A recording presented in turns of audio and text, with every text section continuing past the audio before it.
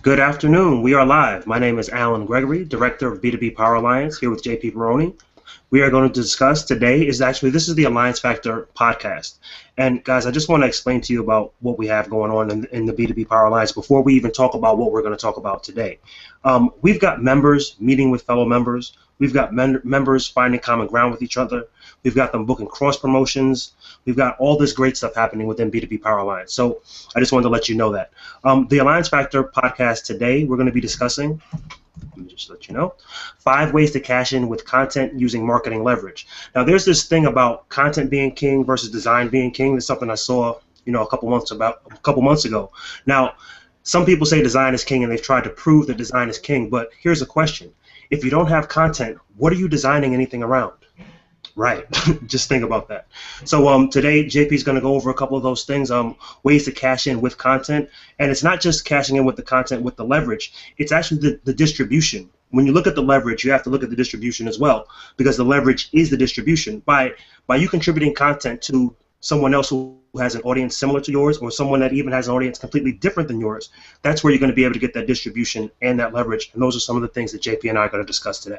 Also, we have a brand new member that just came on with us. Her name is Amy. We're going to be having a hot seat with her today to discuss some of the things about her business and how we can immediately implement some of these processes to make her business better.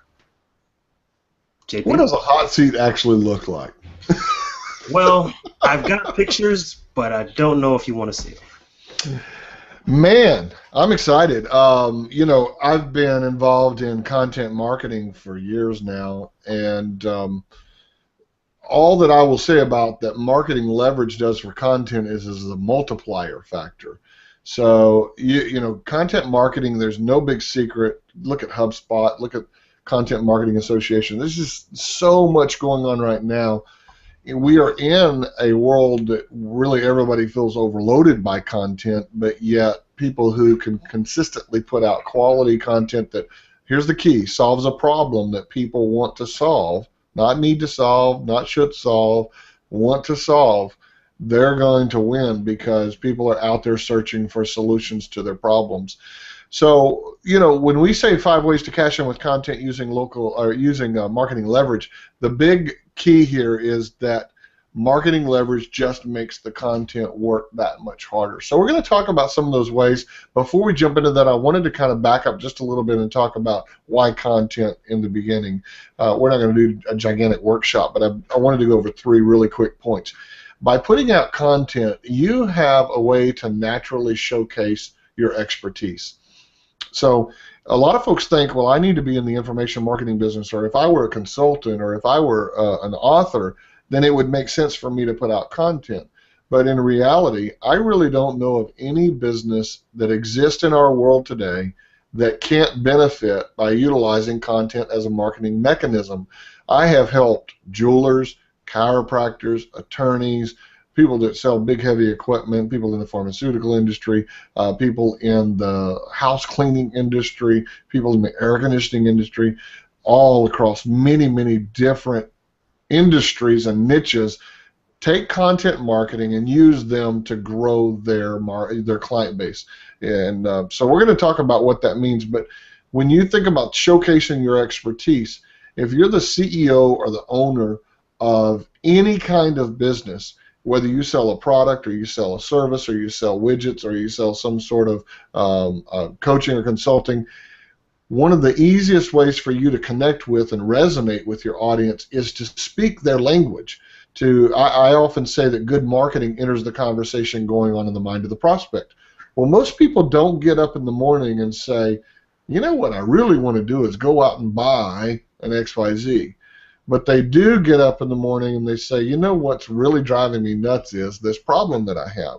So if you can generate content that shows them how what you do will solve their problem, or gives them tips and ideas and suggestions for moving down a path toward a solution to their problem, and at the same time, part of that solution could be buying your product or service, well, then you're going to connect with them where they're living, where they're thinking, the conversation that's going on in their mind right now, and then you're going to bridge them over to what you want to sell them. So it naturally showcases that expertise of all of the years of knowledge and experience that you've stacked on. Yeah, you may sell plumbing services, but the solution that you provide to people is cleaner water or convenience or peace of mind or whatever. And so what could you talk to those people about that might solve their problems? Well, if they're breaking pipes when it gets cold, maybe you should be educating people about when it makes sense to wrap their pipes, or what are the best methods or the best tools or the best materials. What are some things that maybe there's materials that they could choose when they're building a home, the exterior pipes should be made out of, or whatever. So you know what those things are, and you can't assume that they know what it is. If you're an attorney that does business incorporations and intellectual property and things like that, you can't assume that people know everything that they should know about trust or LLCs or registering a trademark or filing a patent. You have to educate them on that. Well, when you educate them on that and you provide them, let's say, with the 5 most costly mistakes they could make in that area, or you provide them with 10 tips for fixing a certain problem, well, all of a sudden they begin to look at you not as someone trying to sell them a product or service, but as a person that's going to solve a problem for them, that's capable. So parading that expertise out in front of them is a big deal. Number 2 is that it gives value. And when you give value, you create reciprocity. It's an interesting thing. The more you give people, the more they want to give back to you. And so if you go out there constantly giving value, people are going to begin to look to you and say, well, what could you do? How could you help us? How could you solve this problem? We'd like to give you our business. One of the things that I have done for years is provided people with basically a free strategy or coaching session with me. And a lot of people say, well, those I've been on those before, and those guys are just trying to get your credit card and sell you something. No, not the way I do them. When I get on them, I actually deliver honest to goodness value. So I always tell people, we're going to record that. I did one this morning. We're going to record the phone call or the Skype call or the GoToMeeting. And when we get through, if you'd like to have a copy of that, I'll send it to you, because here's what I know is going to happen, John or Mary. While we're on this call, I'm going to say something that's magical. I'm going to come up with a way of phrasing an offer for you. I'm going to talk about something in a certain way that you've never thought of it before. And we want to make sure that we've recorded that, captured that, so that you can go back and implement and execute on whatever it is that we came up with. Well, that means I'm not going to spend all my time trying to get the credit card out of their wallet. I'm going to spend my time giving value. And it's funny, because the more value and the more value and the more value you stack on, the more they want to pay you back by doing business with you.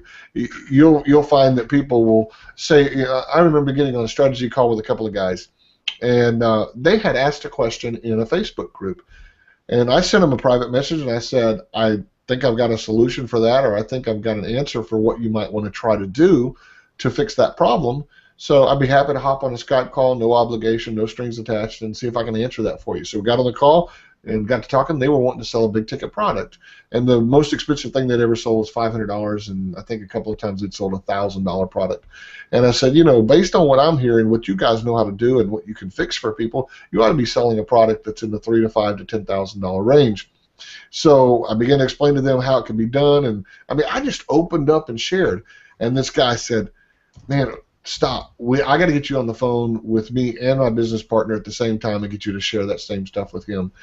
Ended up sharing that with his business partner and ended up with a 90 or 120-day consulting arrangement with guys that was 5 figures a month just from that one company.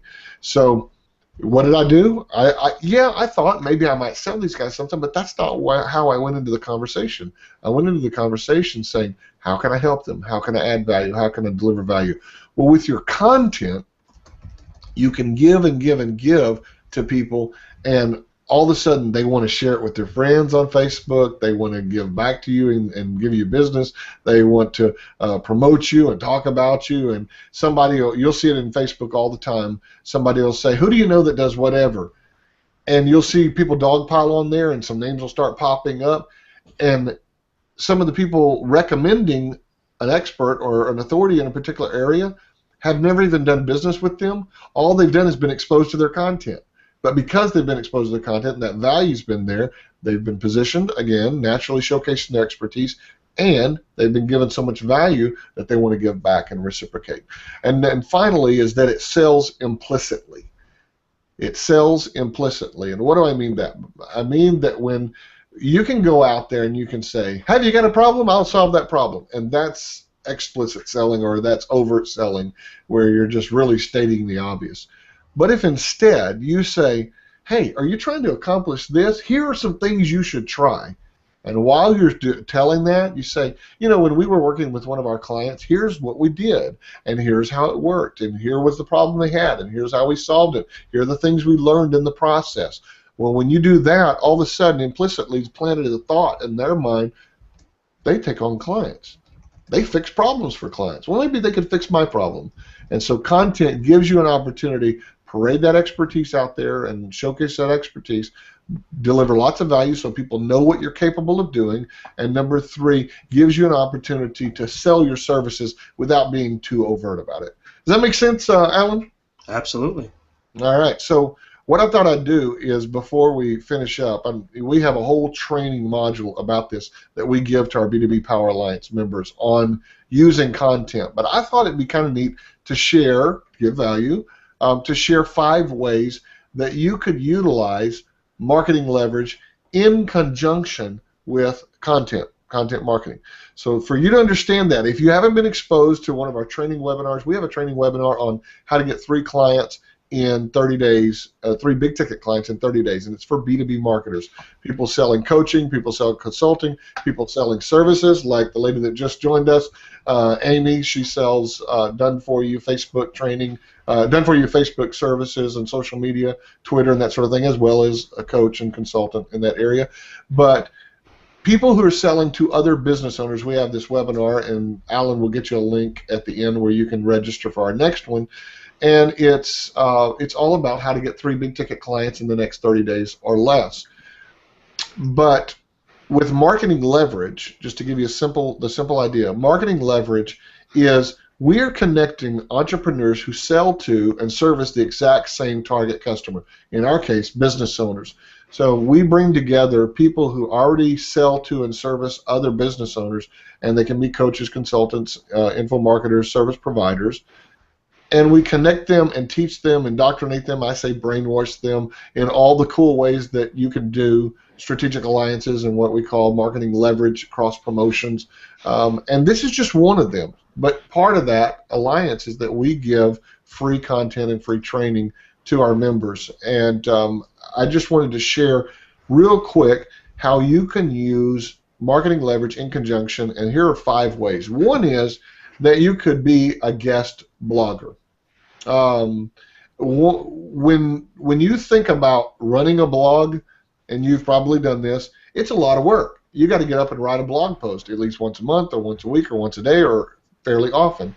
So how do you do that without wearing yourself thin? Well, what if you could get somebody else to provide some blog content for you that wouldn't distract from your content in any way? It wouldn't compete with you. It's not like they do the same thing you do. So what if you could get content from people who sell similar things, or sell to a similar audience and solve problems that are complementary, but they're not competitive with you?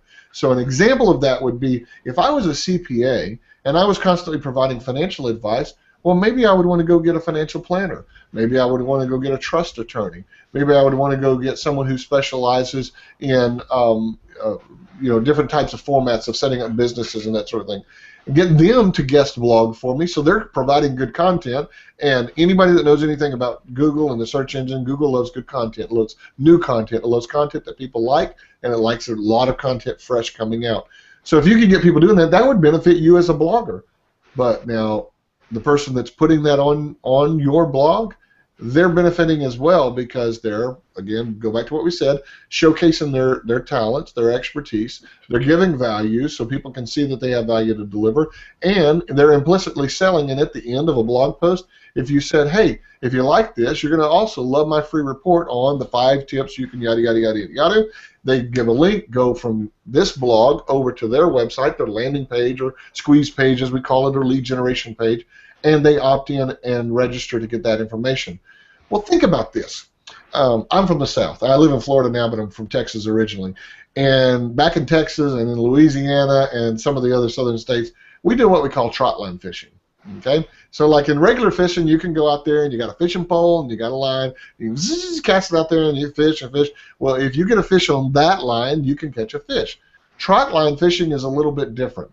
We go out there and we'll take a long twine or rope or string, and we'll attach it to a log on one side of a river and to another log on the other side of the river, or a section of the river, and in between, about every 2 feet, is another vertical line going down, and sometimes on that vertical line we'll have multiple hooks baited on that line going down. So you have one line with a lot of different hooks.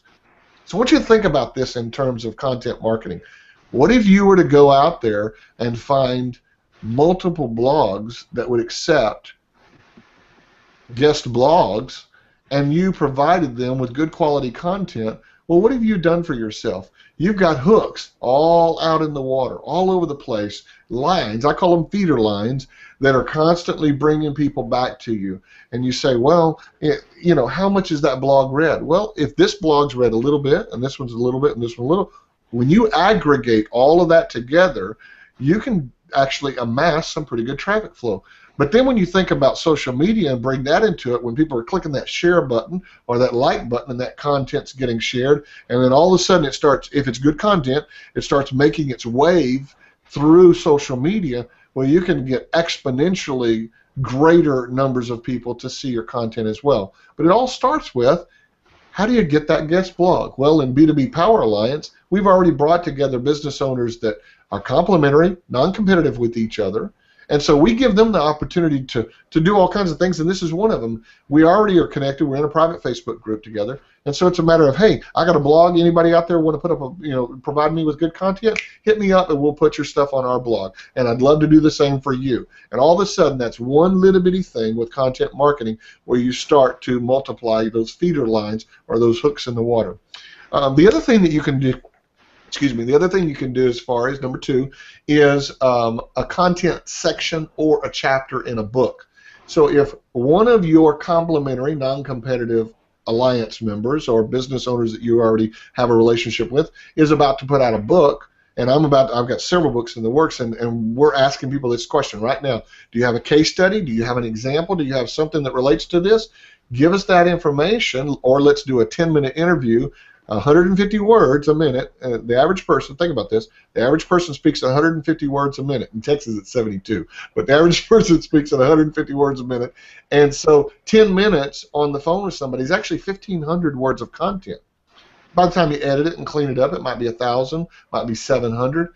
Well, that's a nice little beefy extra section that could go in somebody's book that brings your perspective and your expertise. So let's say that Amy, who's on the phone, was writing a book about social media, and she's a genius at generating traffic with social media, but maybe she's okay with doing landing pages, and I don't know. We haven't gone that deep, and we're going to talk about some of that stuff. But maybe she's okay with landing pages and lead generation, but there's somebody else in the alliance that's absolute genius at conversions, optimizing pages, making them absolutely sing as far as generating the leads.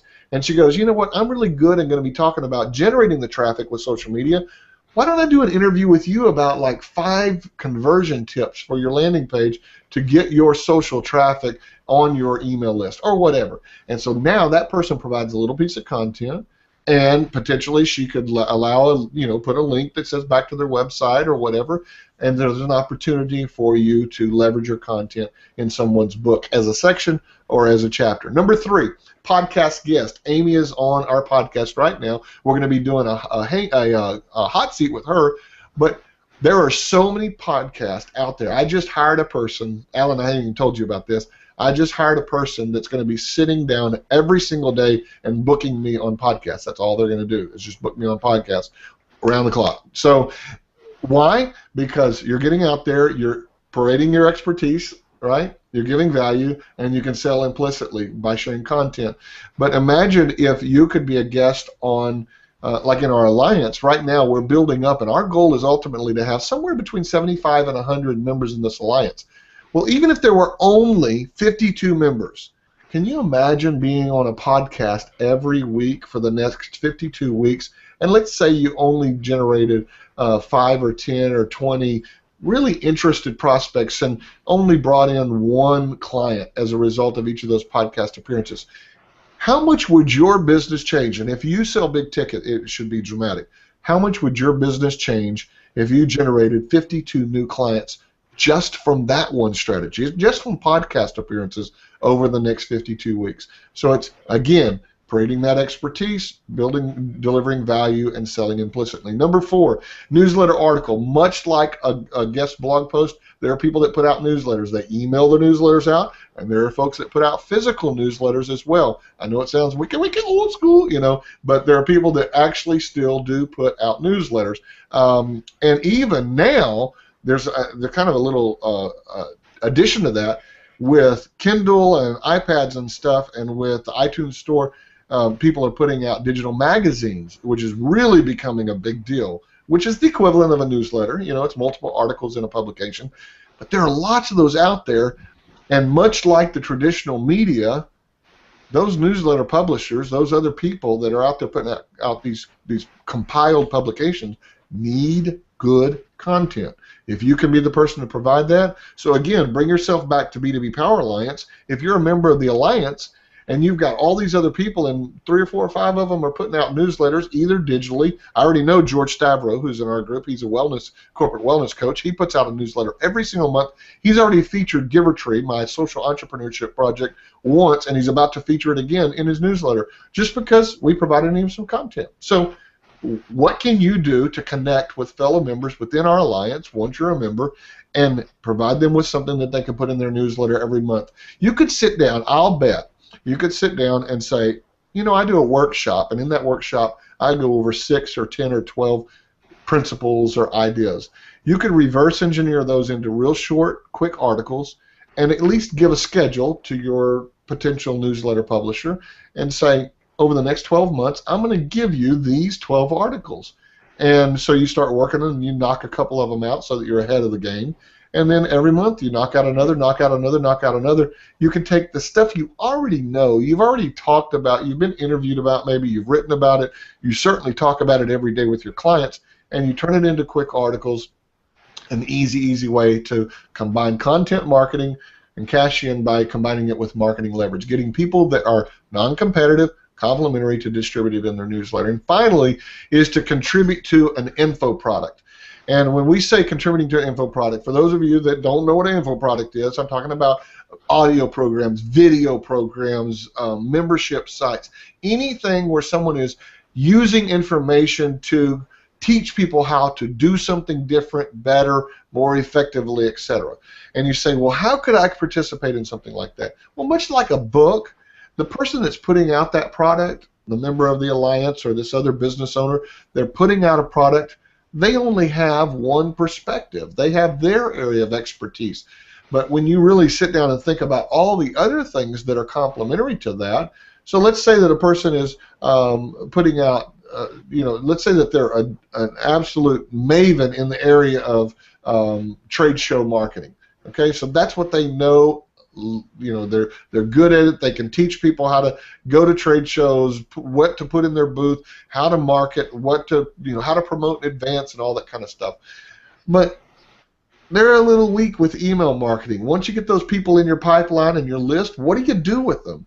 So if you've got, if you're a genius with email marketing, you're a genius with follow-up processes, or maybe you're a genius with webinar marketing, and you want to teach their people how to take all those leads that you built at a trade show that are sort of kind of semi-warm, not too cold, not too warm leads, that you met them, you shook their hand, you got their business card. How do you then build trust? How do you then bond with those people? How do you build a relationship with them over time? Well, how about doing webinars? Do a webinar once a week, once a month, whatever. Give content to the people. So you could teach them and say, here's how to convert your trade show leads into cash cows utilizing webcast or webinars or online seminars. And you give them 10 tips or whatever, and that becomes part of their product that's teaching people trade show marketing. Now they've got an extra bonus they could use or a module that they could use that could be a part of that program. So that's 5 ways. Number 1, guest blogging. Number 2, a section or a chapter in a book. Number 3, podcasting being a podcast guest. Number 4, providing a guest article for their newsletter. And number 5, contributing to their info product. Good stuff, Alan? Absolutely. All right. Amy, you are you're in the hot seat today, and you got, got that nice red background too. So hot seat background, perfect. So let's talk about. You had a different background when we talked earlier, didn't you? No. Or was it pointed? No, I think your laptop was pointed up. Yeah. Yeah. So I remember seeing something on the back that had like little checkerboard pattern or something. Yeah, it's a calendar. See. There we go. Okay. All right. Yeah. Good. So what I'd like you to do, I know you and Alan are going to do a hangout later this week and get really deep on what all you do and your ideal customer and all that kind of stuff. But we talked earlier when you joined the Alliance. In fact, she is just right. I mean, she joined today. So super excited. She was referred to us by Diana Needham, who is our LinkedIn person in the Alliance. So tell us just briefly what it is that you do, and then tell me currently what your process is for bringing clients. You said something about a lot of word of mouth or something, but tell me if you have a system or a funnel or a process for bringing in new clients. So what my company, GingerSnap Works, does is exactly what you were talking about. We use social media to help you content market and build the relationships that are going to convert to people, to clients, that people are going to give you their credit card information. And we put the fuel of social media into that gas tank so you can see exponential results. And what was your second question? Tell me about how do you bring in clients now? What's the process for you? Well, is it hit and miss, or do you have a system, or? Well, when I started the company like 2 years ago, I was in a really fortunate place that people came to me, right? Because nobody in my circles was doing Facebook marketing. Nobody was doing content marketing, blog writing, any of that stuff. And that's where I come from. I come from a classic B2B marketing background, and I have a blogging background. I founded corporate blogging programs.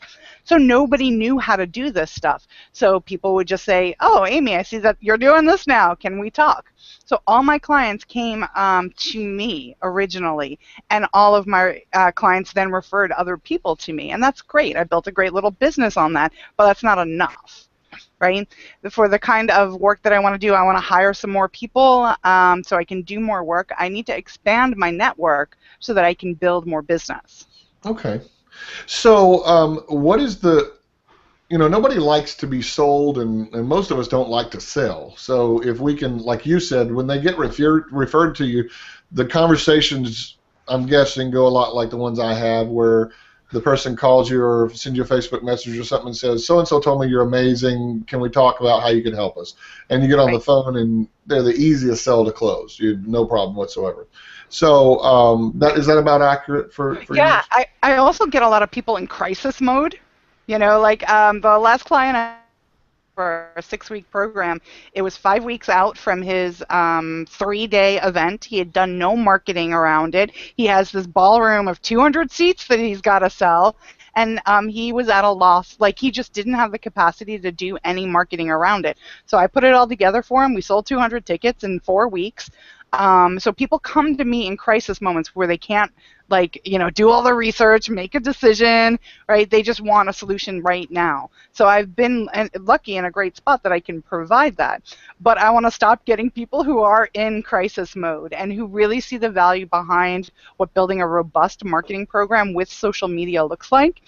So that's one of the areas that I'm sort of struggling in right now, is how do I find the exact right kind of person who wants to take this on? Okay. So have you developed a sort of an avatar of who the ideal target is for you?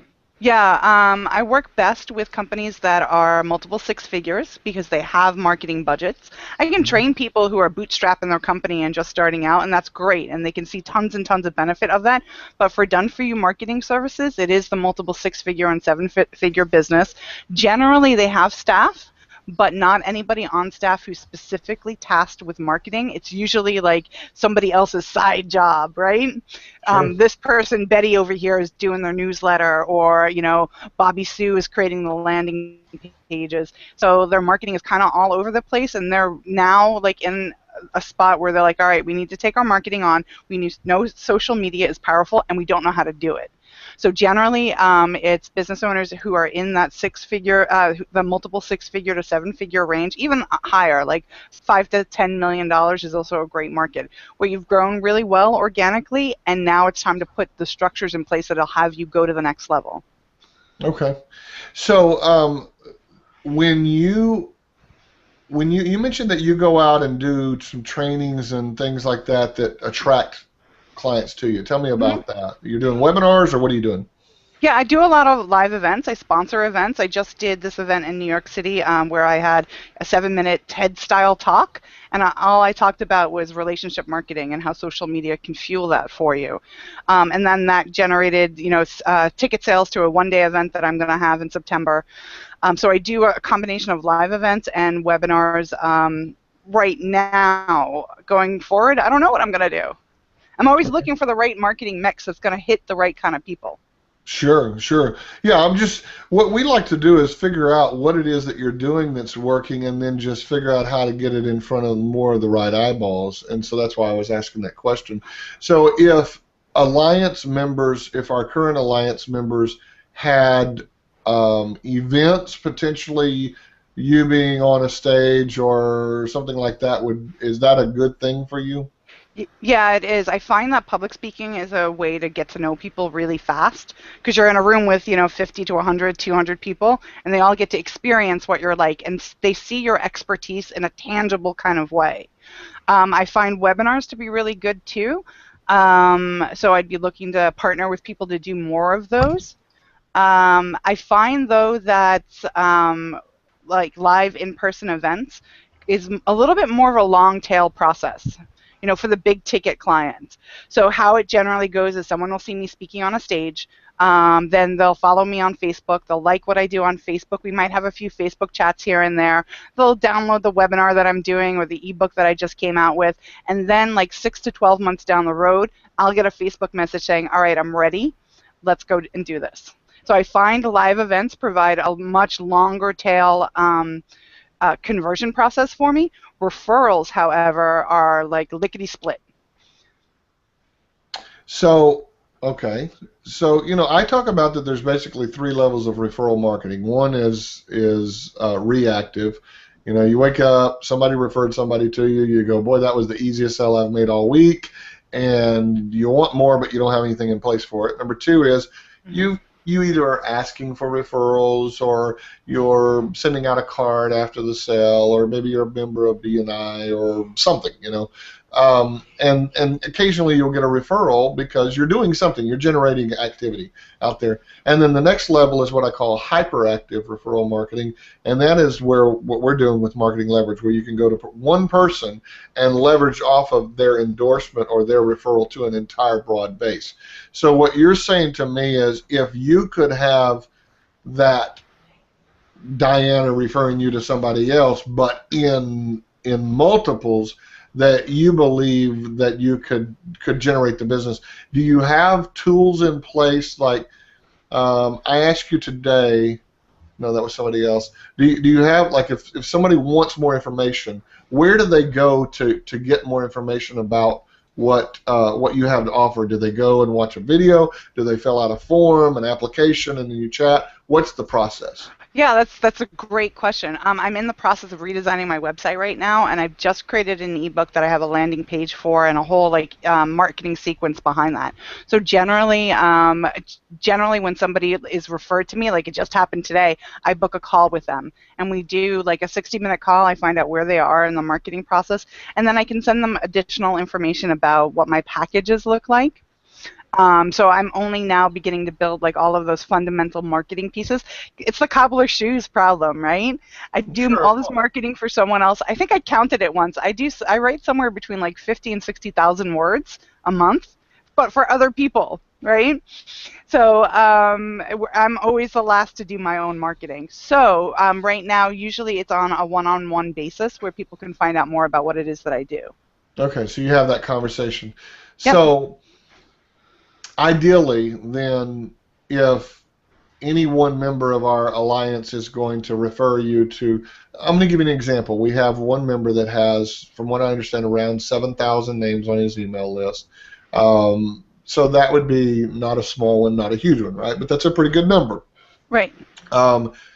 They were all generated in social media. So they were all generated by paid ads in Facebook, from what I understand, the most part.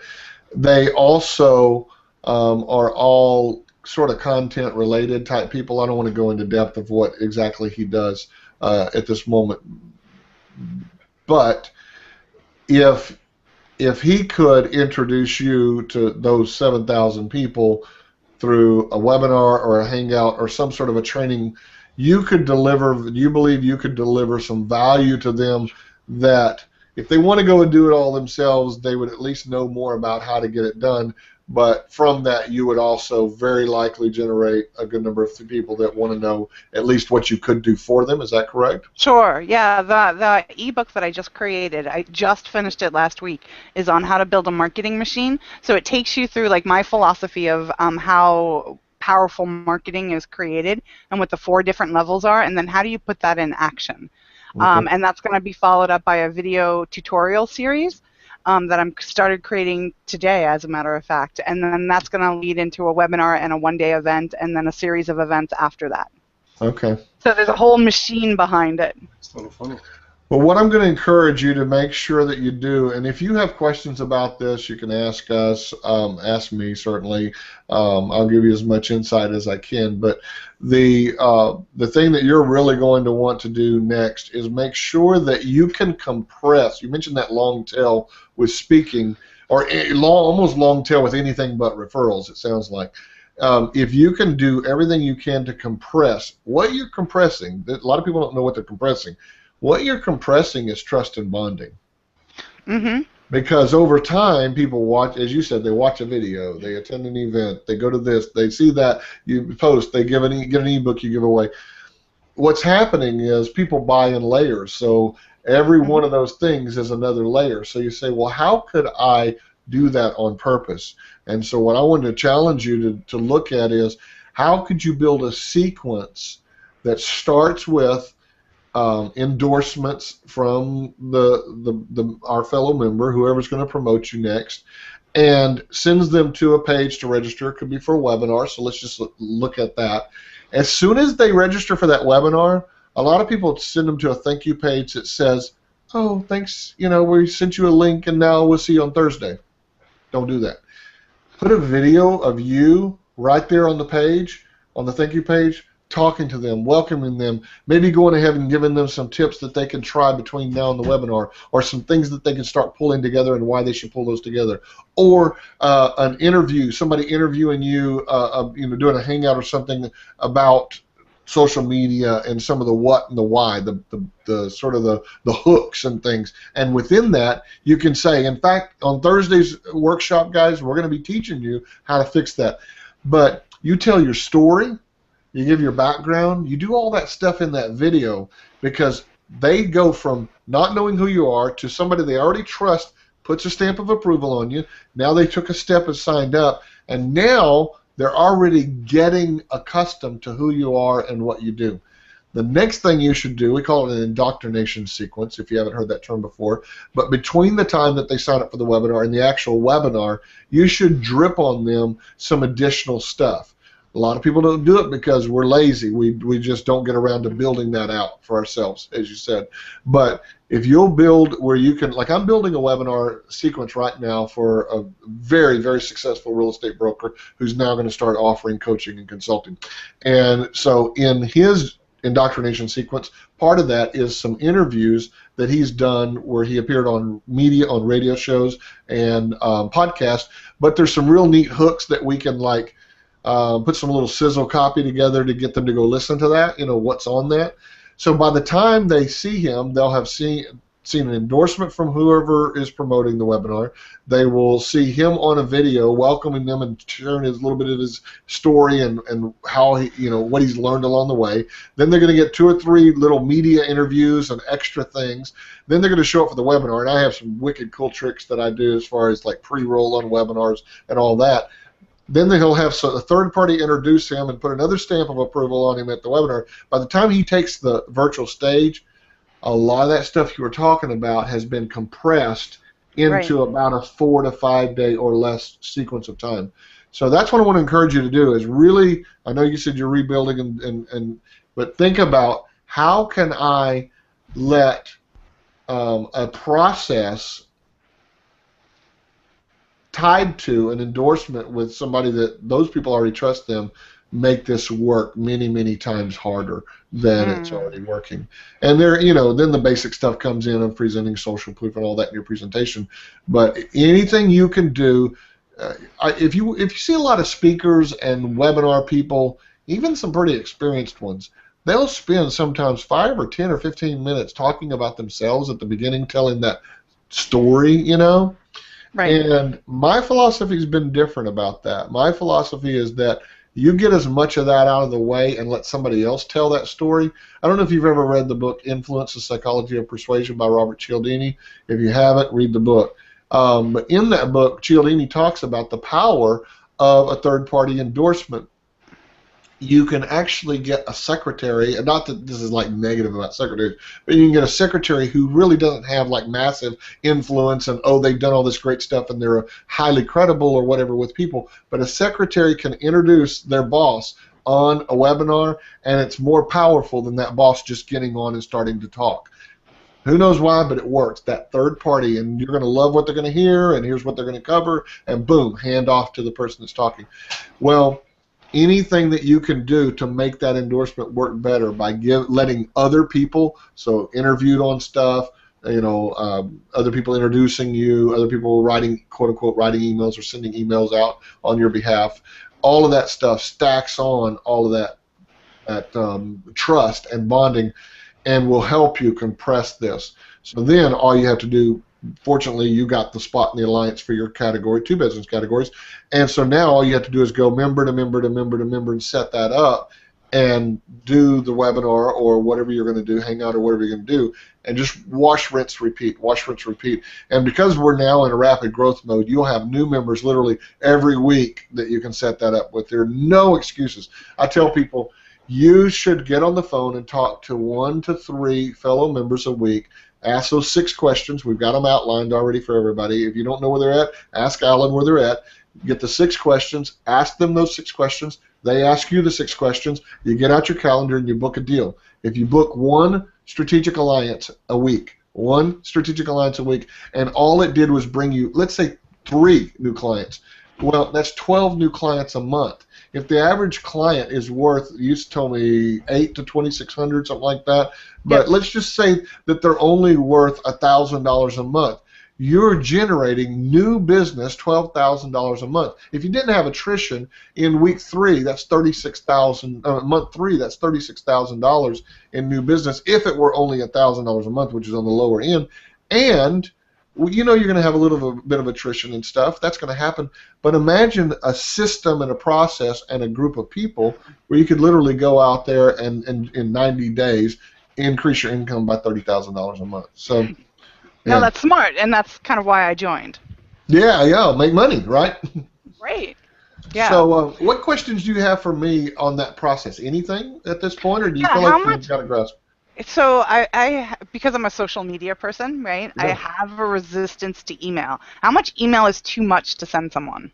That question I get asked all the time. I mail my list every day for the most part. I don't do it as much because we're involved in some other stuff now, but especially when I'm campaigning, I mail them every day, and I almost mail every day. Here's what my belief is. number one, not everybody opens your emails, and so some see it and some don't, and all that. So you have to take all that into consideration. But the other thing that I really, from a fundamental perspective, is if you're bringing people value, they'll never get tired. And if they do, they need to go somewhere else. They weren't going to spend money with you anyway. That's a right? good point. So you have to have a herd of people that trust in you and believe in you, and it takes a polarizing effect to make that happen. And that polarizing effect is if you don't like what I have to say, go find somebody else that you like what they have to say. That's Right. okay. I just want the ones that care about what I have to say. So I always tell people, don't look at your unsubscribes, like how many people unsubscribe from you. Don't get all hung up on that, because people are going to unsubscribe. Even, it's weird, I've had people buy my products, be on my list, unsubscribe, come back, see me in social media or something, get on another webinar, buy another product, and the reason I know that this happened is because then they didn't get the email because they had unsubscribed. It wouldn't send them the product information, so they contacted our customer support, and we had to get them to use another email address or do a workaround. But my point is that people wake up and some days they don't want to see the emails anymore, and they unsubscribe. Whatever, I don't care. That's okay. You only care about in your business, and I don't think you and Alan will talk about this, but I don't think we completely quantified, like today when we talk about how much you could take, or how many new clients. But the way I always look at it is, let's say that the number was, in the next 60 days, I want to add 20 clients or 50 clients or 30 clients or whatever that number is. Well, if you know that you need to talk to an average of, say, 3 to 5 people, well, you multiply that by 3 to 5, and then you say, well, to get those people to apply, I need to put the message in front of X number. When you work that out, it's really not a big number. I mean, really, a lot of businesses could be in front of 3,000 to 5,000 people and make all the money they need to make. So a lot of people worry about that. So I say, no, there's there's over 7 billion people on the planet, over 1 billion people on Facebook. You'll get yours. Just talk, be who you are, deliver value. If you're hitting them with the promotions and pitching other people's stuff every day and all that kind of stuff, yeah, you could annoy people. But if you're hosting webinars that give value, that's why I like webinars, because they do give value, and you are giving value on your webinars. That's another thing. It's not a big 1-hour pitch. Right. But if you're constantly giving value and telling your story and sharing things about your life, and they begin to buy into you and live, vicariously through your life of your travels and things, that's the relationship. That's your tribe. That's your people that are yours. So, yeah, I've told people, like I've had friends of mine in, I've told people this recently. In about 2011, we were making on average $5 to $6 per name on our email list. That's huge. Okay, nobody does that. Yeah. The reason I did that was because number one, we were very rabid about processing our list, like getting rid of dead weight and all kinds of stuff. But the other thing that we did is we did a webinar every single week. I have a thing I'll call a 13-week power cycle. And we did a webinar every week for 13 weeks, and then came back through it. So we did it 4 times a year, that whole series of 13 webinars. Every one of them sold a different product, and every one of those products led into big tickets. So we sold a lot of $5,000 to $25,000 coaching on the back of that. So that's how we did those numbers. Well, I had buddies of mine that had 100, 200, 300,000 people on their list. I made more money off my little list than they did. So it's not about size. It's about that relationship you build. It's about the value, what I talked about today, the value that you deliver to those people on an ongoing basis. But the number one thing you got to do, and everybody in the Alliance has got to do this. We met with Terry today. We're actually building his funnel for him. Not we, but Responsive, which is also a member of that. I own that company. But Terry is. We're building a funnel for him. That's the number one thing, guys. You got to have a funnel. You got to have a system. You got to have a thing that sells that like sequentially delivers the goods. And if you do that, all you got to do is put the right people in front of it.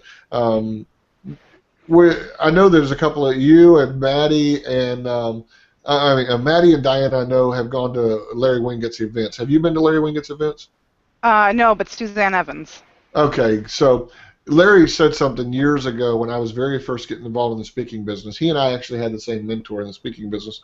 And when I was very first getting started in the speaking business, I was listening to a recording, and he said something that resonated with me. He said, if people aren't buying your stuff, if you're failing, and they're not buying your stuff, then only two things are really probably wrong. One, your product sucks, or number two, you're just not getting in front of enough of the right people. And so if you've got, and I have no doubt about it, Diana recommended you, we vetted it, you've got the goods. So if you're not getting the level of growth in your business, then you just got to say, I'm not getting in front of enough of the right people. So when you get in front of those people, get them through the right process. Make sure that there is a system that sells for you. Got it. Thanks. Does that That's help you? super valuable. Oh, yeah. All right. My calendar flipped up, and so I lost there's the video. All right, Alan, you want to, while we're on here, go ahead and give folks your website address or how they can get in touch with you. Yeah, so my company is GingerSnapWorks, GingerSnapWorks.com, and of course you can find me on Twitter and Facebook also. All right, so they just like search for Ginger Snap Works and it'll come up and they'll find you. Yeah, that's pretty unique on that name. It's not going to mix that with somebody else. All right, cool. What's the history behind the name? Everybody likes cookies. Okay, cool. Except for the ones that get on your computer, right? That's true. That's true. There's a longer story to it, but I think there is. I think you're you're not telling the whole story. That's all right. We'll get that on the next. Maybe when y'all do the hangout, y'all can get the story behind the name. Alan, why don't you give out links to the website and the Facebook page and stuff, and let's finish it up. Oh, before we do, and Alan can give you the thing. I think it's B2B, Facebook.com/groups/B2B marketers, I think. But we have a new group on Facebook this is free. It's a service we're bringing to the world. It's just B2B marketers we're going to be sharing, obviously, when we do podcasts and trainings and stuff, but we'll also be in there engaging and giving away some content and stuff as well. But do you want to give out website addresses and that sort of thing, Alan? Absolutely. Well, guys, first of all, we want to thank you for listening to the Alliance Factor podcast. We want to thank Amy for being a part of it and sharing her time with us. To get involved, and I don't do you think Amy and you? I spent an hour giving of my storehouse of knowledge, and you didn't think we want to thank JP. I mean, maybe we might want to thank. Okay, so since he's a glutton for punishment, we'd like to thank JP too. It's all right, man. It's all right. We can't be too formal, man. We'll get all stuffy here. All right. Yeah. Well, and obviously, guys, what I'm saying is not necessarily to look at what we're doing in B2B Power Alliance. I mean to actually get involved in what we're doing in B2B Power Alliance. You go to b2bpoweralliance.com. So that's B, the number 2, B, poweralliance.com/apply. When you get to that page, there's going to be 5 videos across the top. Speaking, the members are going to be talking about why they're excited to be part of the Alliance. You found out some of that from Amy, who just recently joined, like today, like less than 6 hours ago. She joined with us, and obviously she's excited to be a part of what we're doing here. So that's the site you go to get involved, not just to look around, but to get involved. Also, for the Facebook group, it is facebook.com/groups/B2B marketers. That's the one that JP talked about. So with that one, it's a free group. So if you want to know more about what we're doing, we're going to be posting a few things in there as well. And I think that's about it in terms of the websites that you want to go to. But to get in contact with me personally, because JP is way busy and he doesn't have time to just talk to everybody. And I'm rude. I'm an ogre. Yeah. Yeah, he's all those things and more. But if you want to get in contact with me personally, it's facebook.com/Alan T. Gregory. It's not a business page. It's my personal Facebook account. You can contact me there. And that's about it. So we're wrapping up for today, and that's how you contact us. Take care, guys. Appreciate it. We'll see you on the next one. Every Monday now at until we change it. Yeah, Monday until whatever. Yeah. Right. Monday 3 o'clock. We'll take care. We'll see you. All right. Bye-bye.